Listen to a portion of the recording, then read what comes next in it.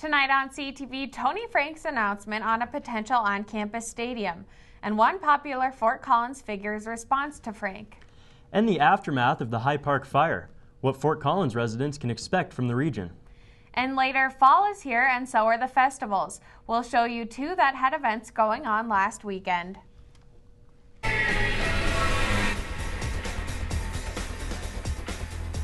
President Tony Frank announces his support for a new on-campus stadium. A decision that CSU has waited almost 9 months for gets a conditional go-ahead. Thanks for joining us. I'm Katie Spencer. And I'm Michael McNulty. In a long-worded email Monday afternoon, President Frank looked to what the future of CSU could be with the addition of a new stadium. The idea of building a new on-campus stadium came about 9 months ago when Frank formed the Stadium Advisory Committee. This committee performed a feasibility study on where and when the stadium could be built. This is a sketch of a potential model. They were also made public. Frank said he also took into account public opinions from the students and community members on the stadium. I think it's a good idea. I think it will get a lot more support from the fans. It'll be nice having it on campus, and I know for freshmen at least it'll be a little easier to get to an on-campus stadium than go all the way out to Hughes. President Frank's support plays a key role in the decision that the CSU Board of Governors has ahead of them. This Thursday at 8 a.m., Frank will make his recommendation of support for building a new stadium to the Board of Governors. Frank will then give CSU 2 years to raise $125 million to support the project. If CSU cannot raise the money, Frank said he will turn attention to making new necessary renovations on the Hughes Stadium. President Frank did mention the renovations that Hughes Stadium would need to operate could top $30 million. The 32,000-seat facility could receive a facelift if funding for the on-campus stadium is not secured. That renovation could add 17,000 seats. And well-known Fort Collins community member Pat Stryker responded Tuesday afternoon to President Frank's decision. Stryker is the founder of the Bohemian Foundation here in Fort Collins. In a statement she sent out, she said she has no commitment to providing financial support to the stadium. Instead, she said her focus is on activities through the Bohemian Foundation. And we had great high temperatures today, but is a cool down coming? Ashley Wallinger here. I'll have the highs turn today and a look ahead to the weekend forecast up next. And the Poudre Canyon continues to heal after the High Park fire roared through the hills. Next, we'll see how the landscape is doing. Real-world problems is a hallmark of research at Colorado State University. The Engines and Energy Conversion Lab at CSU is committed to meeting the global energy challenges of the 21st century. Developing countries use our clean-burning wood stoves, giving them safe and sustainable technology, helping to reduce indoor air pollution and improving the quality of lives. Colorado State University Research. Local discovery, global impact.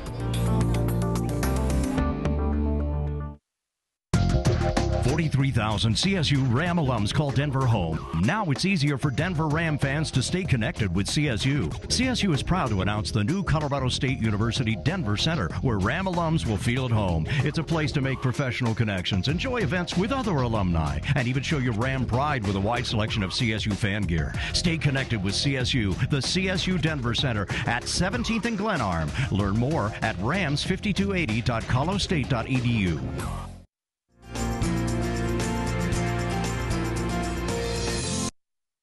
It's about to feel a lot more like fall in the upcoming days. After a warm and dry first few days of the new season, we will be experiencing a big change during the rest of the week. Now let's take a look at today's high temperatures. Today in Denver it was 79. Here in Fort Collins it was 82 degrees. The high temperature of the day was in Sterling today at 88. Over here in the mountains it was really chilly at 54 in Vail. Let's take a look at the 7-day forecast. Thursday will be almost 20 degrees below average, with temperatures only reaching into the mid-50s. This cooling trend continues into the weekend, and there's another chance for rain and snow Friday night into Saturday. If you're planning on tailgating before the homecoming game on Saturday night, you'll probably want to bundle up because it'll only be in the upper 40s. Over the weekend, we may get the first frost of this fall, so make sure you cover up those plants to protect them from below freezing temps. Into early next week, the conditions are more seasonal, with highs in the mid to upper 60s with light winds and a slight chance for precipitation next Tuesday. You can always stay updated on the most recent weather conditions by watching CTV News or at ctv11.com. For CTV Weather, I'm Ashley Wallinger. With the weather changing, many people are starting to think about snow, and Wildlands officials are thinking what that possible snow could do to the High Park fire burn area. Recent rain didn't only damage places around town, but also the High Park fire burn area, and restoration officials are worried about the looming thoughts of snow. We're of course worried about erosion, and with additional moisture, erosion becomes a problem. It's areas just like this one with downed trees and the potential of mudslides that wildlife officials are most concerned about. Uprooted trees and mudslides are a big problem in the burn area, but so is water quality. Well, I was just driving down Poudre Canyon yesterday on the way back from Steamboat, and the river again was running black. So we had a lot of the ash and sediment starting to move down into the river, into our watershed, and into our water supply. Another major concern are the houses in that area. Well, I think anybody who lives up there near a slope or a fairly steep slope that got burned needs to be concerned about what's going to happen to that slope.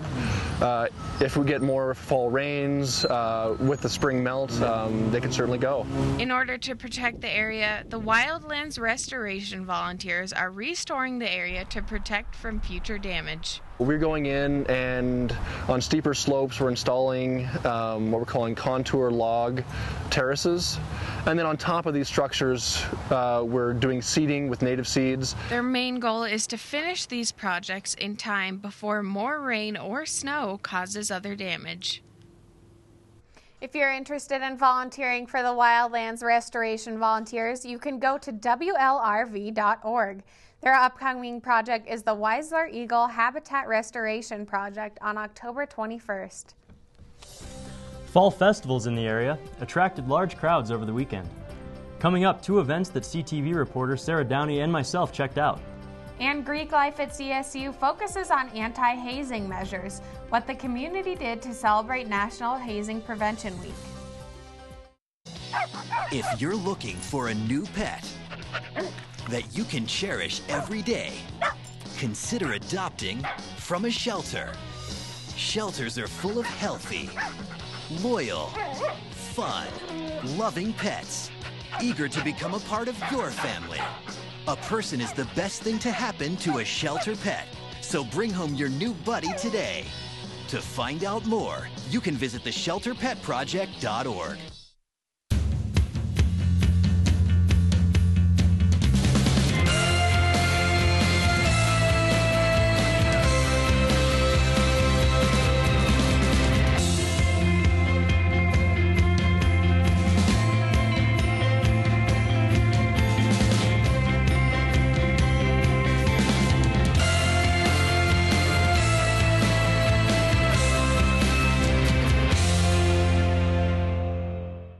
Last week was National Hazing Prevention Awareness Week.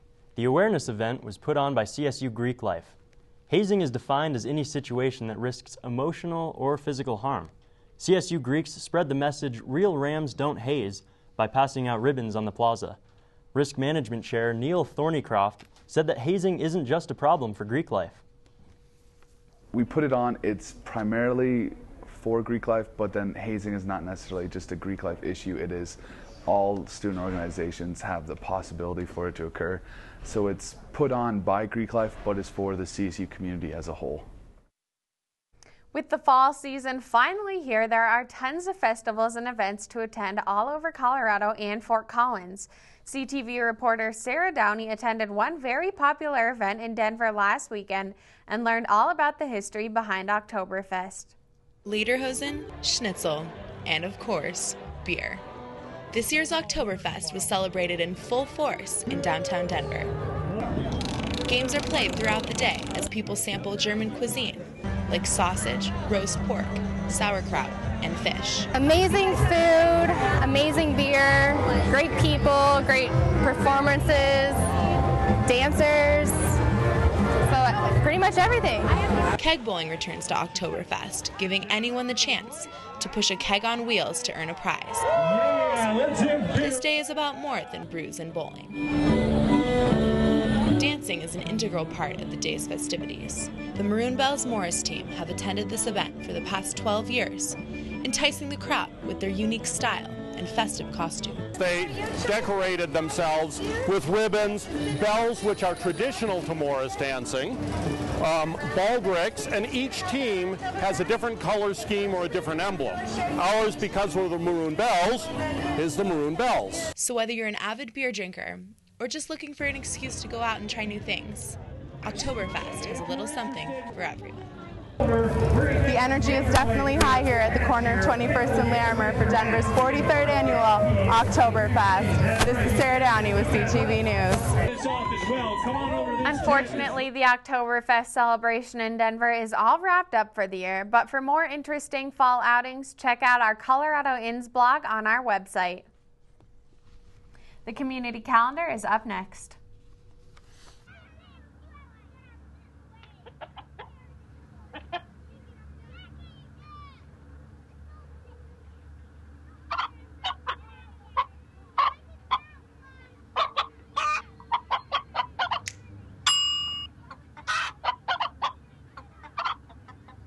Separate raw meats from other foods by using different cutting boards. 3,000 Americans will die from food poisoning this year. Keep your family safer. Check your steps at foodsafety.gov.